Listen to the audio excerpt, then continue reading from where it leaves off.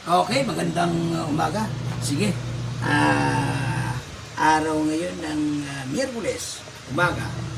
Alas 9 o mag-aalas 10 na ng umaga. So far, yan, pinakukulungan ko muna. Mag-aadobo tayo ng nokma. Ayan. Medyo marami to kasi may gumagawa ngayon. Shoutout pala sa'yo, Sis Monica, dito si Mr. Mo. Kamusta ka na rin, Sis Net? Sis Jo, kamusta ka? Magbago, basta lagi, focus ha. Focus tayo, focus. Tapos, kamusta ka na dyan, Josh?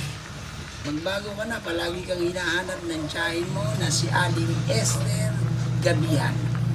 Sige, maya-maya, antabay tayo para sa luluto itong adobo. Medyo palalambutin ko lang ng konti para pumasok yung sarap ng suka toyo dito sa ating niluluto na to.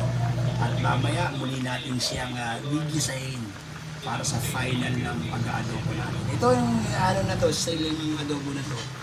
Estilo ito ng pag-adobo ng nanay ko. Pero hindi ako makuha talaga eh.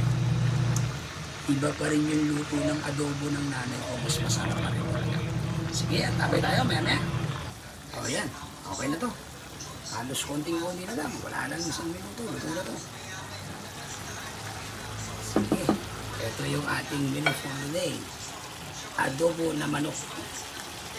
Medyo hindi pa nga gano'n ito yun. Pagkasananay ko kasi medyo talagang tumina. Sige. Tayo'y maya-maya. Makapananghalian mga boss.